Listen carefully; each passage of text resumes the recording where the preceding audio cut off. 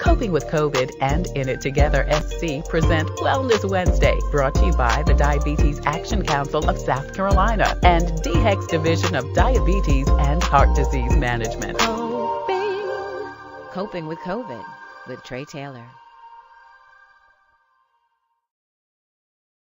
Good afternoon. It's Wellness Wednesday, and In It Together SC and the Diabetes Action Council present Wellness Wednesday every Wednesday here on Coping with COVID. So glad that you joined us today. Listen, it's Alcohol Awareness Month, and we'll talk with Aaron White. He's with the National Institute on Alcohol Abuse and Alcoholism. Thank you, Aaron, so much for joining us today. Oh, thank you for having me. My pleasure. Absolutely. We'll talk about alcohol, how alcohol affects people with comorbidities, how COVID has impacted alcohol use, and how drinking affects your judgment. That's coming up with Aaron White. It's also Sexual Assault Awareness Month, and we'll talk to 3 women on the front lines helping people with resources and services. Dr. Juanita McDonald, Dr. Sonia Lewis. Also joining us a little bit later on, Dorlisa Adams and Tina Torres, who's organizing the Stomp Out the Crime event later on this month in Columbia, South Carolina. Ladies, thank you so much for the work that you're doing. We look forward to hearing the services you offer to our community. Thank you, Tre. Absolutely. We'll talk to those ladies and more coming up next on Coping with COVID. But first, your COVID community updates. Allendale, South Carolina was hit with substantial damage during yesterday's storm. At least 3 people reportedly sustained non-life-threatening injuries, and several people are residing in the temporary shelter that was set up. Meteorologists say we still are looking to experience another round of storms tonight. The White House is extending the halt on federal student loan payments through August 31st. Now, student loan payments were scheduled to resume May 1st after being halted earlier in the pandemic. But after pressure from Democrats in Congress, the White House says it will give borrowers additional time to prepare for payments. And congratulations to Leslie Snyder for being awarded the $25,000 Millikan Educator Award. It's known as the Oscars of Education. The 8th grade teacher at Dutch Fork Middle School was the only South Carolinian out of 60 educators awarded the honor. SCDHEC has your most up-to-date list of times, dates, and locations for COVID testing and also vaccinations in and around South Carolina. Visit scdhec.gov for more information. Now, also scrolling at the bottom of the screen, you will see information throughout the show about COVID testing, financial resources, including the 5 free rapid self-tests that you can get simply by logging on to covidtests.gov. Now, if you've already gotten your 5, you can order 4 more. COVID vaccines are also being done for veterans at the VA. You can contact them for more information. Several retail locations are offering COVID vaccinations, including Kroger pharmacies, CVS, including the CVS located in Target stores, and Walgreens is also offering COVID vaccinations and free N95 masks. Brooklyn Baptist Church has a clinic open 7 days a week. They're in West Columbia, South Carolina on Sunset. And also you can get your COVID vaccination at the Comet Bus Services. Their main location at the corner of Sumter and Laurel Street not only offers COVID vaccines for free, you can catch a free ride to get your COVID vaccination on the Comet bus system. Now, if you're having a challenge making your COVID appointment, you can call Get Set Up, and they can help you get set up. It's online registration help for those who are technology challenged and also senior citizens. Several financial resources, including FEMA, has COVID funeral reimbursement. If you lost a loved one due to COVID, you can contact FEMA for more information. The SC Bar Association and SC Legal Services has a toll-free number and website for rental and mortgage help. Lexington County has a bill assistance program. SC Housing and Dominion Energy has a rental and utilities assistance program. And also, if you or someone you know is having a challenge coping with COVID, SC Hopes has a 24-hour assistance line from SC Department of Mental Health. The City of Columbia has a hiring event every Wednesday from 9 until 11 at 2910 Colonial Drive. Bring your driver's license, vaccination, and Social Security card. Spectrum is hiring 350 full-time workers at the West Columbia Call Center. Several shifts are available, and the positions offer growth opportunity. Contact jobs.spectrum.com. And don't forget about the Fifth Circuit Solicitor's Office. They are having another No Judge, No Jail warrant resolution event. It's April 12th through the 14th at the M.L. Smith Community Development Center on Farrow Drive in Columbia, South Carolina.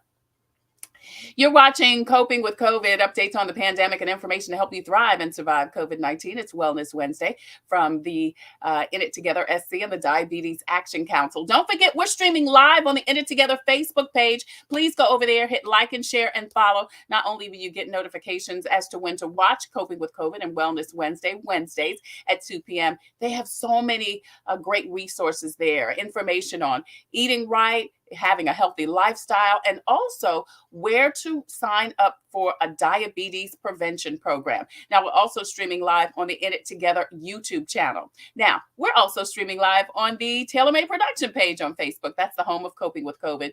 Please also go over there, hit like and share and follow. Get notifications as to when we go live Wednesday, Thursday, and Friday at 2 p.m. Eastern Standard Time. And also, again, so many great resources on that page. We're streaming live on the TaylorMade Production YouTube channel. There you can find past episodes of Coping with Tre Tailor and Coping with COVID. We've been doing this since the start of the pandemic in March 2 years ago, and so much great information that's shared on that YouTube channel. We also have a presence on Instagram and also on Twitter. Well, it's Alcohol Awareness Month, and Aaron White joins us. He is a senior scientific advisor to the NIAA and chief epidemiology and biometry branch at the National Institute on Alcohol Abuse and Alcoholism. Hey, Aaron, thank you again so much for joining us today. I appreciate it. Hi, Trey. Thank you for having me. I'm excited to be here. Thank you. Thank you. Listen, want to remind everyone that if you want to post a comment, please do, and we will get it to our guest. So is alcoholism, Aaron, just simply misuse of alcohol, or is it something more? It's something more. Essentially, we can measure it using a special instrument, a diagnostic instrument, something like what's called the DSM-5 criteria. But we can also just sort of describe it. And it makes sense when you just talk about what it is. It is essentially a loss of ability to regulate your drinking. And so it's not, you can't just have one and stop. Once you have one, you want to have two, and two leads to three, et cetera. And you may be able to string together a couple days, maybe even a month or so of drinking less than what you're drinking, but it's very hard for somebody to regulate that and keep it in check. Another critical part of it is not just the amount you drink, it's really how it impacts your life. And so if you're drinking and it's disrupting your relationships, if it's causing you problems with work, if you're losing friendships, if you injure yourself when you drink, but you keep doing it, then that suggests there's a problem. So it's really it's difficulty regulating how much you drink, and it's difficulty regulating that even though alcohol is causing you problems in your life. What are some of the causes of alcoholism? Because you say it's so much deeper than just misuse. It's almost like you're out of control. Yeah, that's a great question. Well, there's a couple things we know that are associated with a greater likelihood that you're going to have a problem. One is if somebody starts drinking when they're young. Wow. I mean, the brain is so flexible, so plastic. The brain will learn about anything you do that's rewarding. So if you do something that makes you feel good, or it takes away your anxiety, your brain's going to try to remember that to repeat it because it thinks it's important. Well, when we're young, the brain is built to learn. And so if you do something when you're young that gives you a blast of pleasure that's bigger than what you're normally getting, or it calms your anxiety or your worry more than something else, your brain's going to want to do that again. Yeah. So it thinks it's helping you, but in fact, you're setting yourself up for a problem. There's a genetic component too. We still don't understand, how the genes impact people, but it seems that if you have a family history of a problem with alcohol, there's about a 50% chance that you'll have a problem with alcohol, assuming you decide to drink.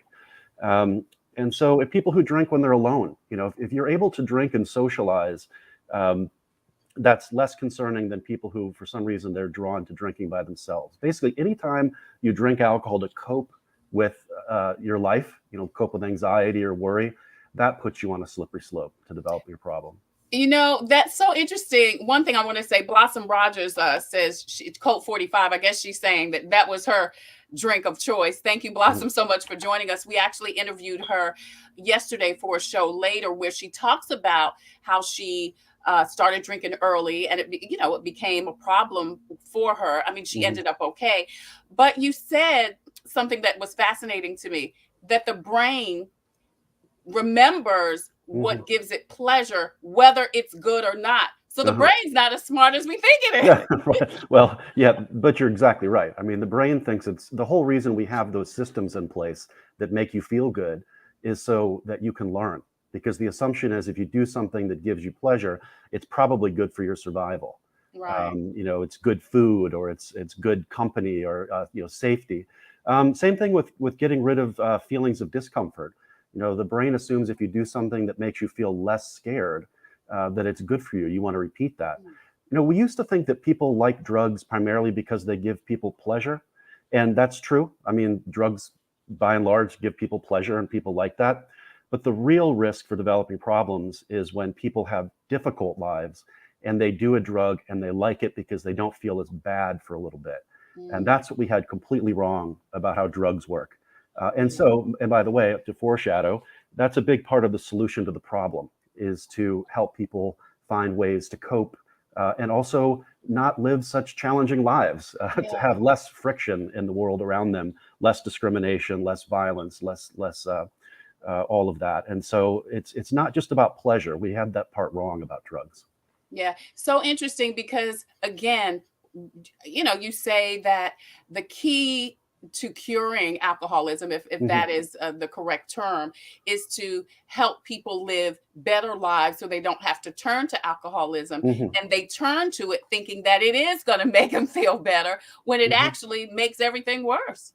And for a little while, it does make people feel better. That's the tricky part about it. It is literally a trap in a way, that for a little while it helps until it doesn't. And then eventually it makes things worse. And in fact, the way the brain works, initially you get that reduction in anxiety when you drink, but the brain adjusts to that so that over time you don't get as much reduction in anxiety.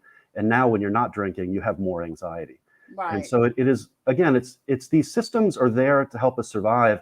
But when it comes to alcohol, they work against us. They trick us into thinking we're doing something good. And then we end up worse off than when we started. Aaron White is with the National Institute of Alcohol Abuse and Alcoholism. It is Alcohol Awareness Month, and you're watching Wellness Wednesday on from It Together SC and the Diabetes Action Council. I'm Tre Tailor, and you're watching Coping with COVID. So what are some of the signs, Aaron? What can we look for in ourselves and in others to recognize they are alcoholic or are having problems with alcoholism? Well, in ourselves, I think the kinds of things that we can look at are we thinking about alcohol when we're not drinking it? Are we looking forward to the next time we drink? Now, some of that is not necessarily unhealthy. People like to have a glass of wine, and they don't necessarily have to have a problem to look forward to that. But if you're going through your day and you can't wait to get home and put the kids to bed so that you can get drunk to cope with how you feel, I mean, that is a red flag. What we talk about is looking at your relationship with alcohol. Why do you drink? When do you drink? How much do you drink? What happens when you drink? For each person, that's going to look a little different. But if you're drinking to cope, and particularly if you don't feel good without it, if in between glasses of wine, if you had to go a night without drinking, most people think, oh, that's not a big deal. But if you happen to be somebody who doesn't like that thought, I'm going to go visit somebody and I'm worried they might not have alcohol at their house. It's all about looking at your own relationship with it, why you're drinking, etc. Again, it's going to look a little different for each person, but some of the warning signs are basically you feel anxious or restless or have insomnia without it. If that's the case, then you know that you've exposed your brain to enough alcohol that you've become dependent on it, that you need it to function. If every time you are upset, the first thing you want to do is grab a bottle of something, you might not have a problem at that moment, but you should really consider your relationship with alcohol. Right. Blossom Rogers, who we heard from earlier, said she started at age 5. That's right. I forgot. She did tell me that, Aaron, she told me that. And this is something that a lot of families used to do when she wasn't feeling well. Her grandmother would make up a concoction that included alcohol and say, go get your medicine, Oh, yeah, that's not good. At that young age, I mean, how quickly we learn. And I will say that's another aspect of it too. if you grow up in a home where there's a lot of alcohol use, even if your relatives don't have problems with alcohol, if they just like to drink, and so you see them getting excited about the drinking and drinking every time they socialize, even if we don't have an addiction, we're sending a message to our kids that this is how you have fun, this is how you have cope, this is how you cope, this is normal. And I don't want to demonize alcohol. I don't have any. I'm certainly not somebody who wants everybody to stop drinking alcohol. It just can become a problem, and we have to be careful about our own drinking, but also how we model that for other kids. So for instance, a child who grows up in a home where at least one of the caregivers has an alcohol addiction, alcohol use disorder, what we used to call alcoholism, they're 4 times more likely to have an alcohol use disorder themselves. 4 times. Maybe because of the genes, maybe because of the modeling, maybe because they're allowed to drink at a younger age. There's all kinds of factors, but we really have to be careful about the messages we send kids. Yeah. And you know what? I tell you, I'm more conscientious about that now because I am into my second parenthood with I have a 6 and a 3-year, almost 4-year-old. And I am much more conscientious about what I say, what I do, even just reacting to the craziness that is having kids, because they are magnets and they are little mimickers, you don't even recognize that they are conscientious about things that you don't even recognize that you might be doing or saying. You're exactly right. And sometimes it's the attitudes that we help them establish at a young age. So for instance, at the age of 6, if a child has a positive attitude about alcohol, what we call expectancies or expectations, you follow those kids, 10 years later, they're more likely to be drinking heavily, et cetera. So even at a young age, we formulate, like you said, you don't even have to see the wheels turning in their heads. Their brains are recording. It's supposed to be part of survival. They see us do something that we like, and their brains learn this is good for you. Right. And so, I hear this all the time for people that, well, alcohol is good for me. I have fun. It's relaxing. It can be part of a healthy lifestyle. No question about it. I mean, there's all kinds of things that we do that ultimately aren't something you want to do every day. I like to eat, 5 Guys burgers and fries down the road for me. I can't do that every day, but it's okay to do that sometimes. And so, it's not that people shouldn't do it. It's just that we have to be careful about the messages it sends, particularly to our little ones whose brains are always paying attention. Yeah, absolutely. Danielle Lake she says that's the very reason that she doesn't drink. She said she saw how alcohol destroyed 3 family members, her aunt, her uncle, and her cousin. Hey, Danielle, thank you so much. Yeah, for me too. I mean, I grew up in a household that everybody drank, and I, I'll drink an occasional glass of wine, but it took me a long time to start drinking as a teenager, as a young adult, because I saw the chaos it brought my family, So, and like you said, it could go either way. You could go that way or you could not go that way, just depending on how you, I guess how you were raised or just how you react to your environment. Exactly. And the one thing that we know is that if we really want to help our kids have a healthy relationship with alcohol, if we think that alcohol should be part of a lifestyle, we want it to be part of our kids' lifestyles when they grow up, the best thing we can do is help them avoid it until their brains are done, and model healthy behavior.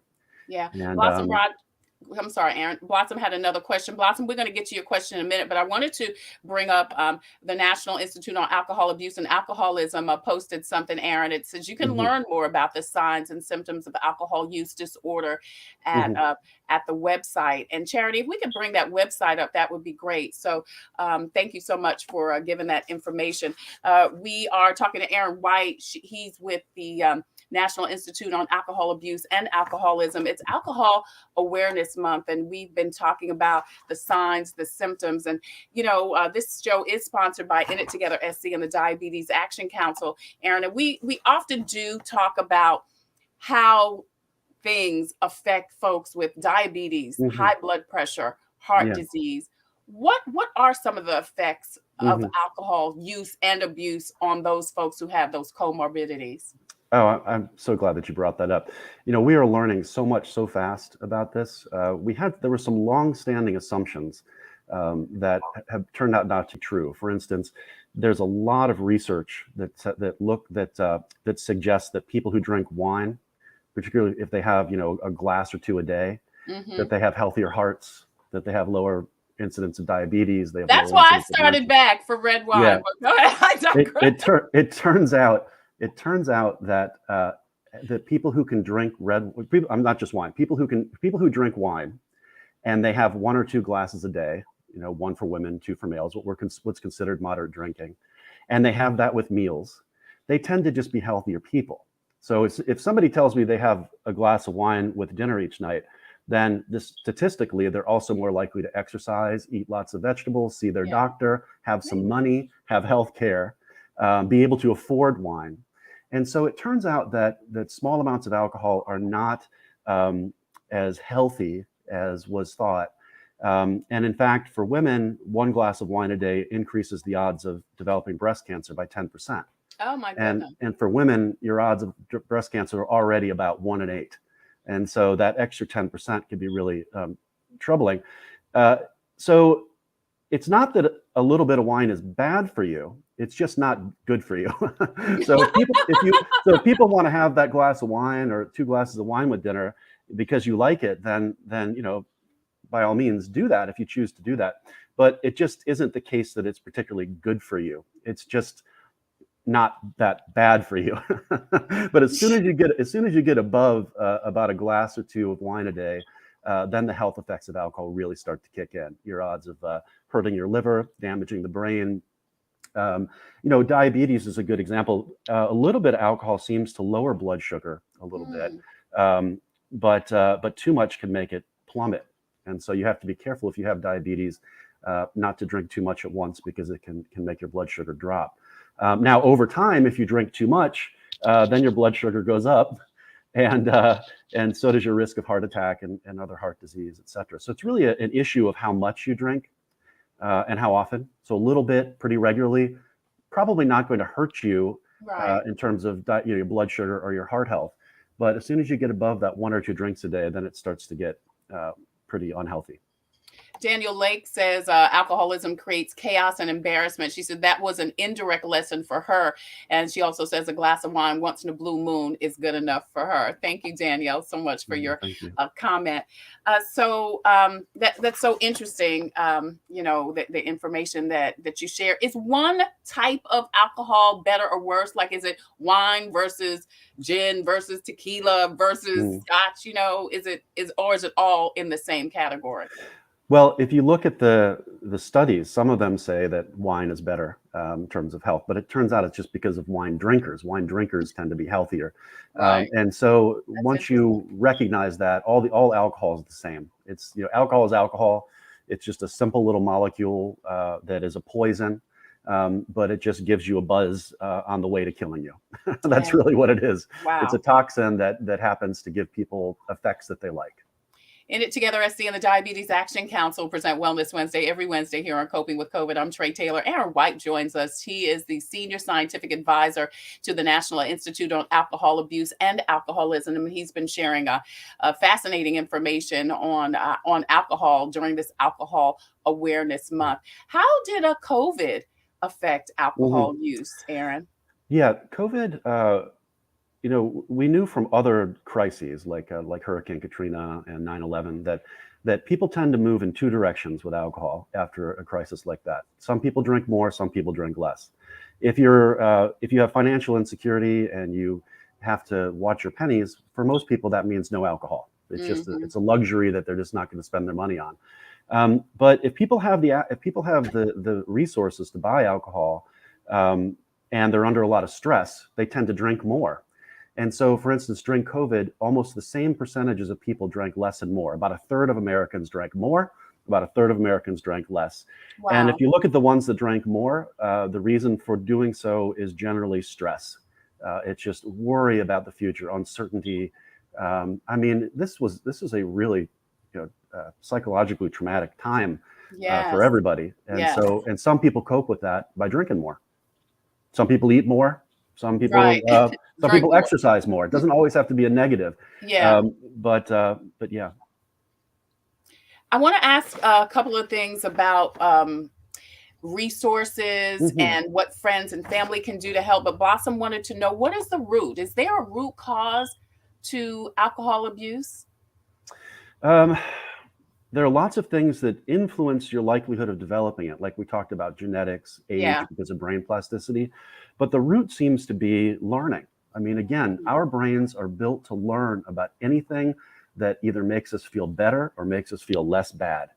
And if you happen to drink alcohol and have a strong reduction in how bad you feel, or a big, blast of pleasure, that pulls you back.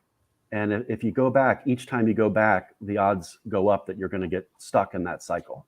Yeah. Now, for some reason, some people are more likely to get stuck in that cycle than others. And that may be where the genetics comes in. We don't fully know why some people are more likely to get stuck in that cycle, but that's what it is. It's a learning related pattern that ends up being detrimental to your health. Yeah. Yeah. What can family and friends do to help an alcoholic? And I notice you don't call it alcoholism anymore. Right. We don't, even though our title that we're in the process of Change. but we don't use the term. There's a real push to try to get rid of these terms that have baggage, that meaning that we don't want. I mean, we all sort of grew up with this image of what an alcoholic is. Yeah. And it turns out that's not the right image. I mean, right. It's not the Skid Row bum type, or the guy that's in the jail cell on, whatever, just Absolutely. it could be anybody. And in fact, you're more likely to develop a problem if you have the resources to be able to buy the alcohol. So our assumptions about what it meant to have an alcohol use disorder were wrong. Those stereotypes are wrong. And so we're trying to replace the terms and start over. So alcohol use disorder. You're using alcohol, but it's maladaptive. It's unhealthy for you. So the things that we can do, first of all, the things that we can do to help protect ourselves and our families from developing a problem is if we're going to drink, be careful, monitor how much we drink and when and where and why. Develop healthy coping strategies for life. That seems to be one of the key protective factors. Is if you have things to do to have fun and to cope with life that don't involve chemically altering your brain, you'll go to those things. If somebody's stressed out and they tend to exercise for that, they want to go exercise. Yeah. So the first thing we can do is avoid developing the problem to begin with. Once somebody's developed a problem, we know that the majority of people who have a problem either don't recognize it or they do recognize it and they're not ready to get help. And so the thing to do is to take care of ourselves. Make sure that you have your own healthy coping strategies, and then try to help that person recognize that what they're doing is unhealthy. And people think that you can't help somebody unless they hit rock bottom. Simply not the case at all. Right. If you just have a conversation with somebody about it, even if it doesn't change their behavior that day, you've planted the seed. Somewhere in their brain, they're now thinking more about it. And so what we want to do is not confront people in an angry way. Certainly not confront people while they're intoxicated. We want to have calm conversations with them about our concerns, and we want to talk about ourselves, not about them. I want to say, I'm worried, I'm concerned, I'm scared, and just try to help nudge them in the right direction. When they're ready, there are lots of resources. For instance, one of our resources, NIAAA has a resource called Rethinking Drinking, which allows people to walk through the symptoms of an alcohol use disorder and decide whether they have it. Or you could walk through it and see whether you think your loved one has it. And if somebody does have symptoms of an alcohol use disorder, then that website will connect you to other resources for finding help. I would say be patient, but be stern. Be loving and kind, but be focused on the task at hand, which is helping them realize they need to stop or to get help. Yeah. This month is also a sexual abuse, sexual assault awareness month. And we're getting ready to bring on some ladies that provide those resources to our community, and also an event called Stomp Out the Violence. So before you go, I want to ask about judgment, how alcohol affects our judgment, and if there is a correlation between alcoholism and sexual assault. Oh, yeah. Yes. Well, anytime alcohol is involved, the odds of an assault go up when there's social settings. I mean, most sexual assaults, colleges, for instance, involve alcohol, the vast majority. And alcohol there's really no part of the brain that alcohol doesn't affect. But when people drink, when people drink, one of the first things that happens is that alcohol suppresses what's called the amygdala. And the amygdala is a little part of the brain on each side that tells us when we're in danger, tells us when we're about to do something that could hurt us. And so, you see these sort of cliche videos of college kids jumping off of balconies into hotel pools, etc. Yeah. Well, without the alcohol, that probably would seem like a bad idea to them. But the amygdala gets suppressed pretty early after, starts with a couple of drinks. And all of a sudden, you're not as concerned about the potential for negative outcomes. Yeah. Then alcohol suppresses areas in what are called the frontal lobes, right behind your forehead, that help us weigh decisions, weigh options, and make decisions, using some of that information about whether there's a risk. And so with the amygdala not doing its job and the frontal lobes impaired, people just tend to make poor choices. They're not as concerned about the outcomes. They might know the answer. If you were to ask somebody, do you know that what you're about to do is illegal? There's a good chance they could tell you yes, if they know that that's the case, but they just aren't able to act. They're not as likely to act on that. Wow. So without question, I mean, alcohol impairs judgment, and it impairs our, when we're weighing the options for behavior, we're missing some information there. We're making judgments without full knowledge of the risks. Yeah. Yeah. For more information, go to the National Institute of Alcohol Abuse and Alcoholism website. Aaron White is the Senior Scientific Advisor to the NIAA, Chief of Epidemiology and Biometry Branch at the National Institute of Alcohol Abuse and Alcoholism. You can see his information on the screen. Hey, Aaron, thank you so much for this My pleasure. I really enjoyed fascinating this conversation. It's so much more than what we think. And hopefully this conversation will heighten people's awareness about what it is, what it's not, and what they can do about it. I appreciate you today. Oh, thank you so much. I appreciate you. Thank you. Thank you. Thank you, Aaron. Coming up, 3 ladies join us next to discuss the resources and service available for those survivors in an upcoming event to help stop out the violence. In It Together SC and the Diabetes Action Council present Wellness Wednesday every Wednesday here on Coping with COVID. Hello, my name is Kimberly Aiken Cockrum. I was Miss America in 1994. As a result of that, I had to learn at a very early age that it's important to take care of my health, to get enough rest, to eat a balanced diet, and to get exercise. Those are principles that I still live by today. Take a moment to visit inittogethersc.org to take an online test to find out if you're at risk of prediabetes, and how to join a diabetes prevention program that takes the guesswork out of losing weight, eating better, and being more active. You can learn new ways to stay healthy and sustain those changes over time. When you join, you'll get support from a trained lifestyle coach to help you set and achieve realistic goals. Go to inittogethersc.org. Brought to you by the Diabetes Action Council of South Carolina. The Comet gives me a reliable source of transportation. It's very convenient to me, and they have wonderful drivers. It's clean, and it builds community. It's fun to meet people. It makes me feel like really independent. It's just fun. It's always going to be there, and it gets me everywhere I need to go. We try to ride every single day. Comedy is our livelihood.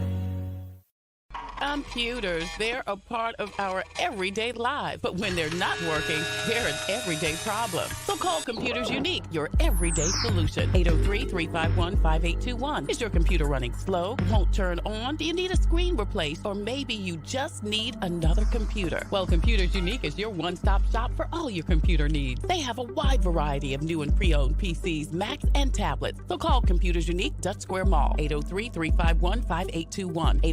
803-351-5821. In It Together SC and the Diabetes Action Council present Wellness Wednesday every Wednesday here on Coping with COVID. I'm Tre Tailor. Listen, we are streaming live on the In It Together Facebook page. Please go over there, hit like and share and follow. Find out when you can watch Wellness Wednesday every Wednesday at 2 p.m. And also find a diabetes prevention program. There are several throughout the state and many are virtual. So you can learn how to live a healthy lifestyle. We're also streaming live on the In It Together YouTube channel. And also we are streaming live on the Tailor Made production page. That's the home of Coping with COVID. Please go over there. Once again, hit like and share and follow. Get notifications as to when we go live Wednesday, Thursday, and Friday at 2 p.m. Eastern Standard Time. And also find out all types of great resources. We're also streaming live on the YouTube channel. There you can find past episodes of both Coping with COVID and Coping with Tre Tailor. And we also have a presence on Instagram and also on Twitter. Now, don't forget that scrolling at the bottom of the screen, you'll see several types of resources, information about COVID testing, vaccinations, financial resources, job information, and so much more. So all of that information is scrolling at the bottom of the screen. So please post and share so we can get the message to the masses. Excuse me. It's Sexual Assault Awareness Month, and we already heard about this and how it's affected by alcohol use and abuse. Now, we'll hear about some resources and services available for those survivors and an upcoming event to help stomp out the violence in our community. Dr. Juanita McDonald is with Rediscover Me. We're also joined by Dr. Sonia Lewis with My Sister's Voice. Coming up in just a minute, we're going to be joined by event planner Tina Torres. But first, ladies, again, thank you so much for joining us today. Thank you for having us.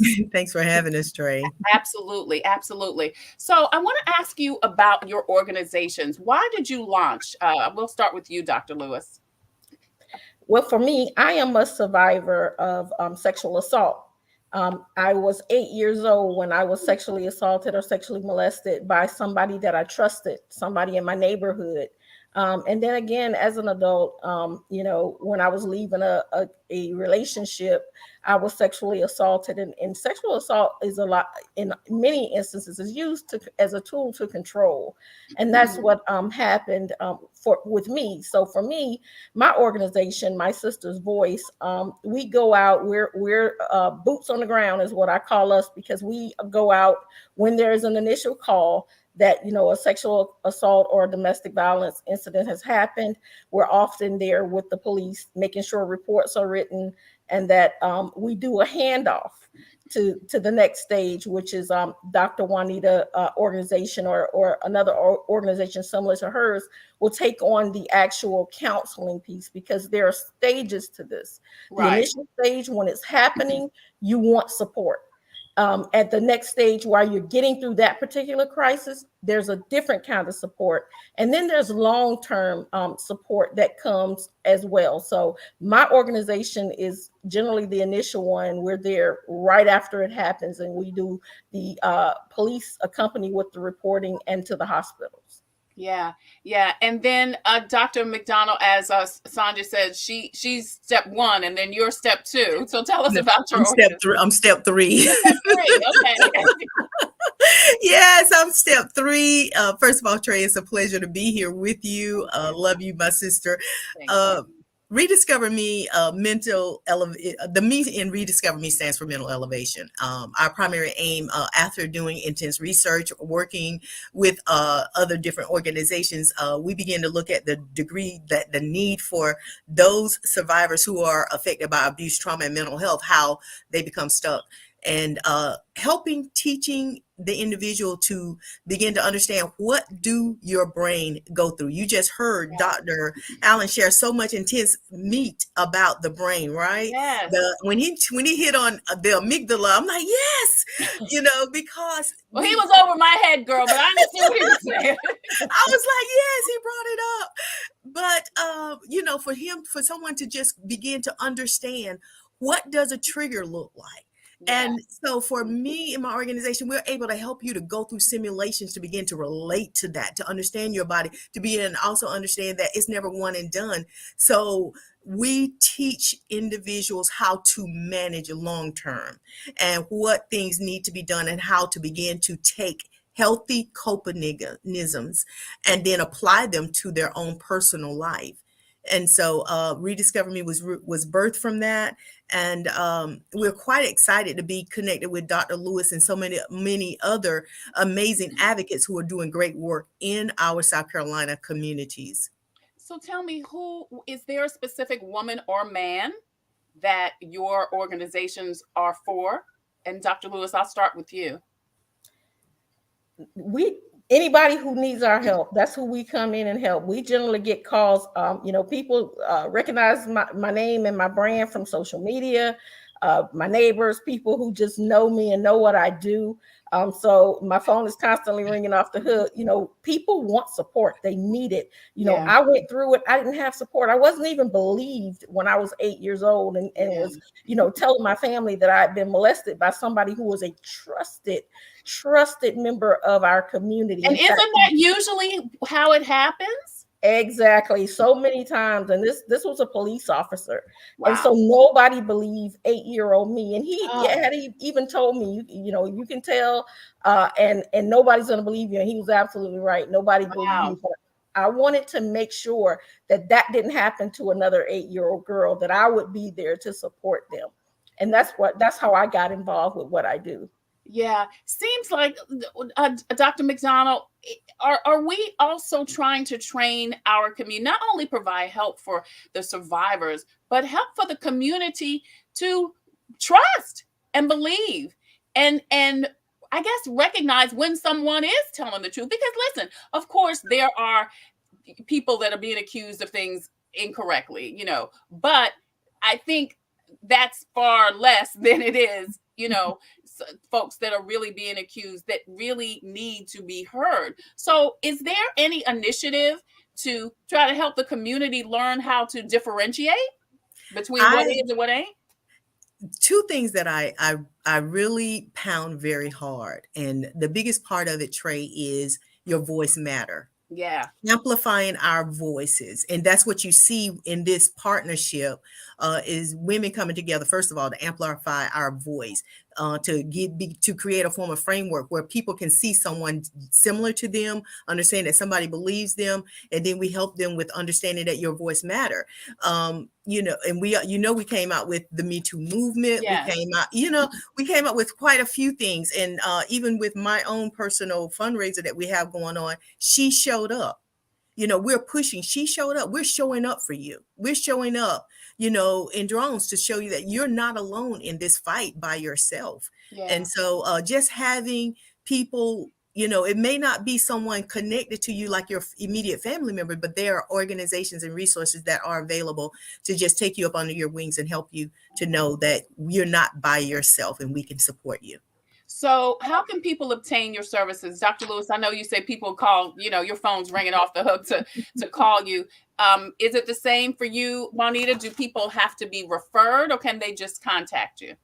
People can contact me, but the most I have is word of mouth. Yeah. I am, it doesn't surprise, I'm beginning to learn that it does not surprise me now when I'm getting these phone calls and someone say, so-and-so recommended so-and-so. And I love the fact, sorry about the phone's ringing now. Yeah, it's ringing. So I love the fact that they are sharing, and that means that we are doing a very good job here at Rediscover Me. Yeah, In It Together SC and the Diabetes Action Council present Wellness Wednesday every Wednesday here on Coping with COVID. I'm Tre Tailor. We're talking to Dr. Juanita McDonald and Dr. Sonia Lewis. Both of these ladies provide services for women and men. And is it women and men that are survivors, and we'll say survivors as opposed to victims of sexual assault. It is Sexual Assault Awareness Month. Coming up in just a minute, we're going to bring Tina Torres into the conversation in a minute to talk about an event that both of these ladies and some other folks are a part of. But I want to ask this first, and I asked this to the doctor. What is the role of family and friends? What do you say, or what can you say or do to someone that you see is dealing with sexual assault? Because oftentimes the person doesn't want to, or doesn't think he or she can, or is conscientious or scared or whatever about leaving or about reporting it. Dr. Lewis, I'll let you go first. For me, it's about, making sure the family, that's the first thing I do, because a lot of times I'm at the hospital when this has just happened and it's fresh, or I'm on the scene by the time family members arrive. I always take the family aside and I always kind of let them know what to expect.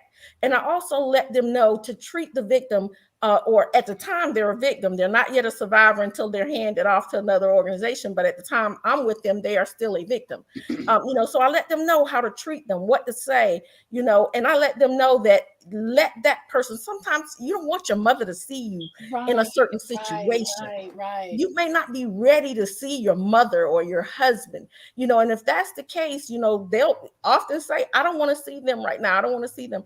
And I'll gently let them know, let's let her or him, because we do have a gentleman by the name of Jerry Hammond on my team who goes out with the males, because oftentimes the males don't want a female with them. Because there's sexual assault that happens to males, and we don't often think about that.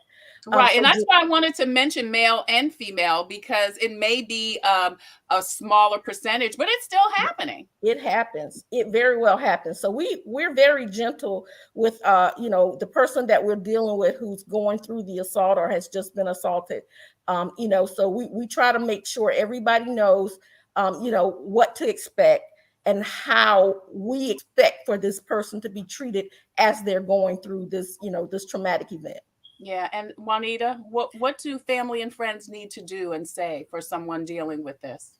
The very first thing I want everyone to please take note of is that the person that you're looking at is not going to be in the norm that you're familiar with. That's the very first thing. Please understand that.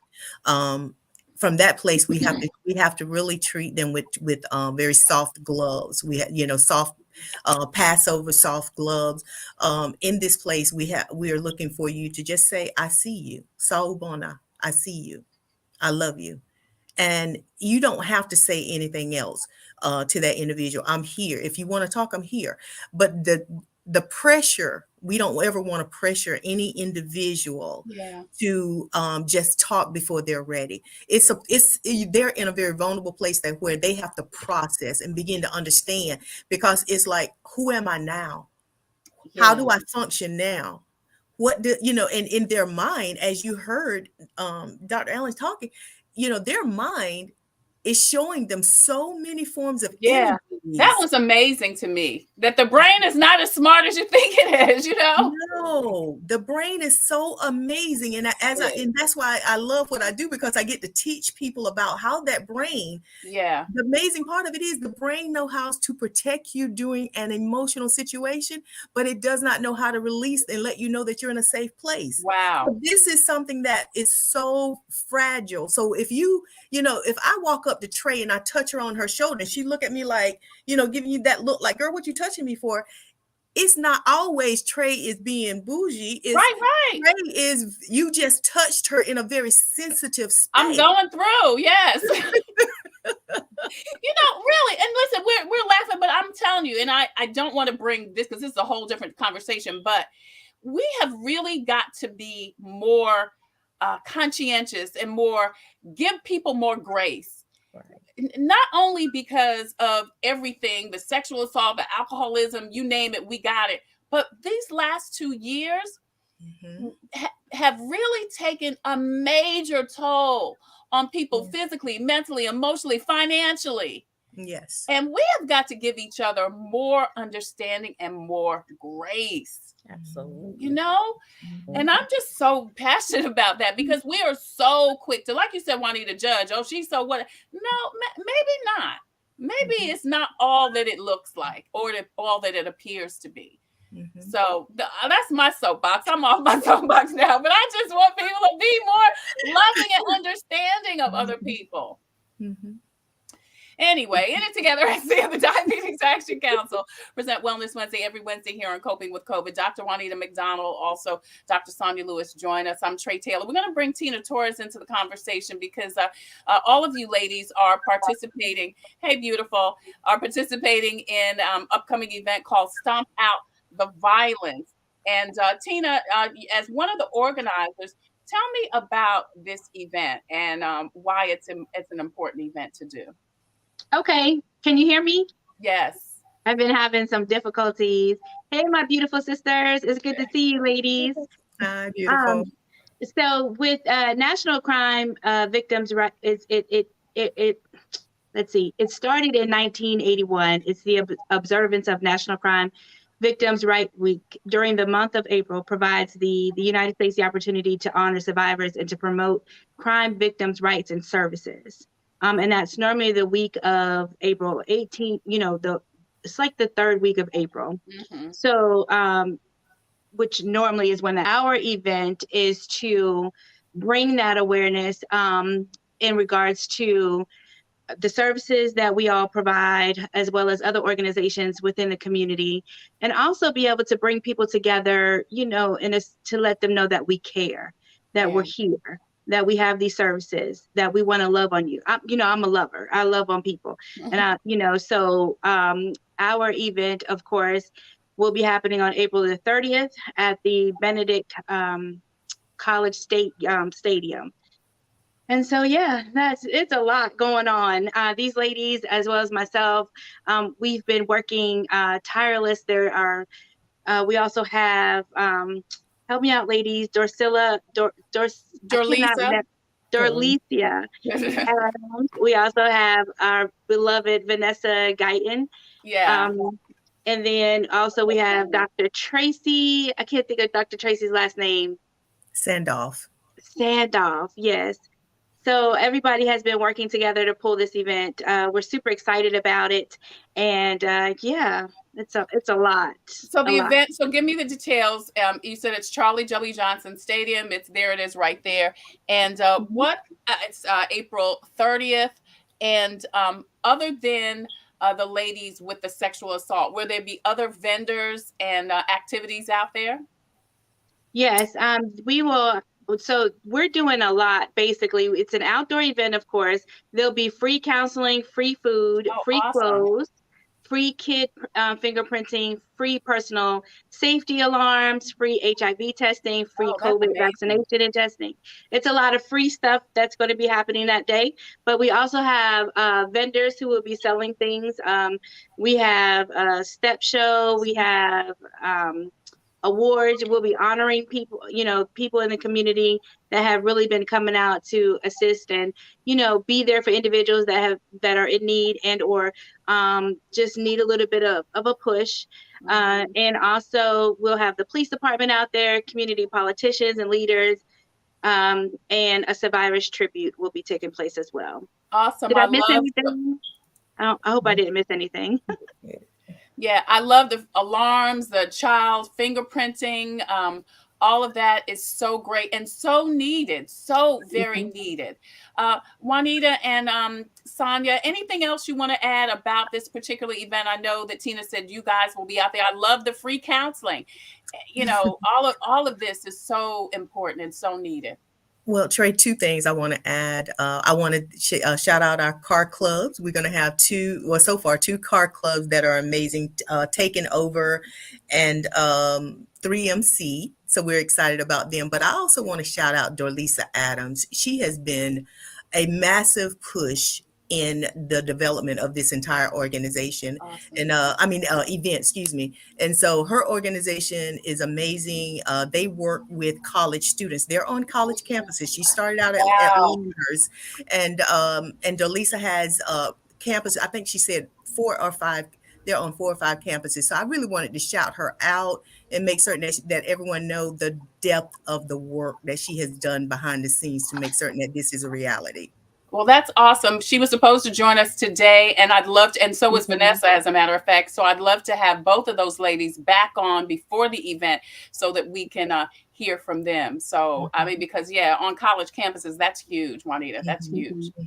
That's a huge demographic. All right. So the Stomp Out the Violence event is April 30th, Charlie W. Johnson Stadium on the campus of Benedict College. It's National Crime Victims Week 2022. There'll be food, activities for the kids, and most importantly, resources for people who are dealing with violence in some kind of way or want to at least prevent it in their lives. Juanita, thank you so much for joining us. Dr. Lewis, thank you so much for the work that you're doing. And of course, Tina, you're always out there in the community, and we appreciate you so very much. Ladies, thank you so much. Please let me know if there's anything else that I can do to help support or help promote. Always. We just need you to spread the word. Spread the word. Spread the word.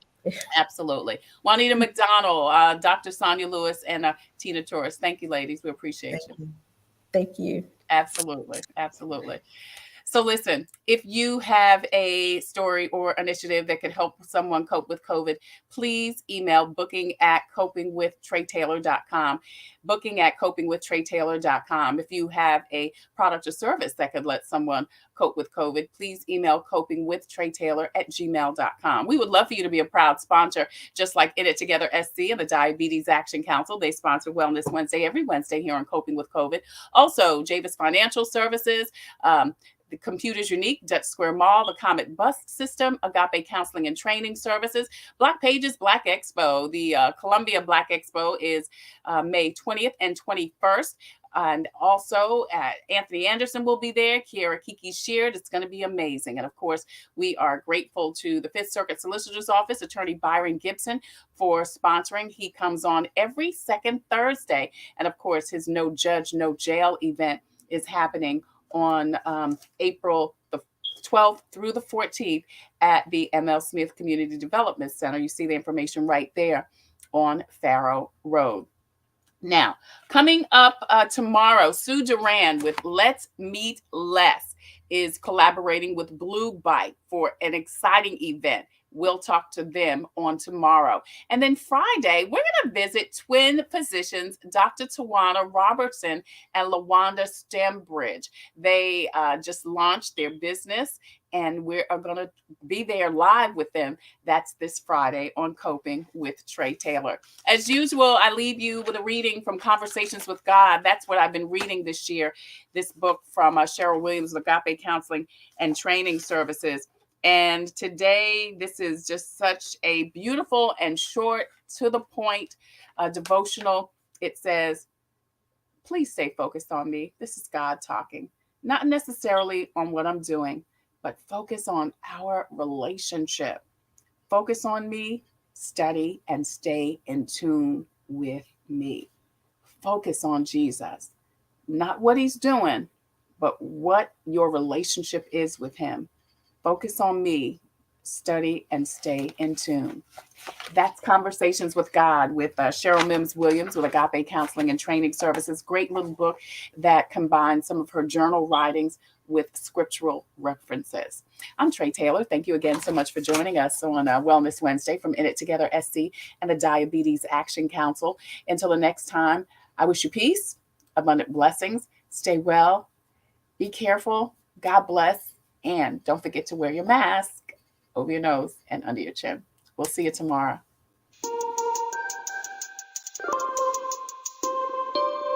Coping with COVID and In It Together SC present Wellness Wednesday, brought to you by the Diabetes Action Council of South Carolina and DHEC's Division of Diabetes and Heart Disease Management. Coping with COVID with Tre Tailor.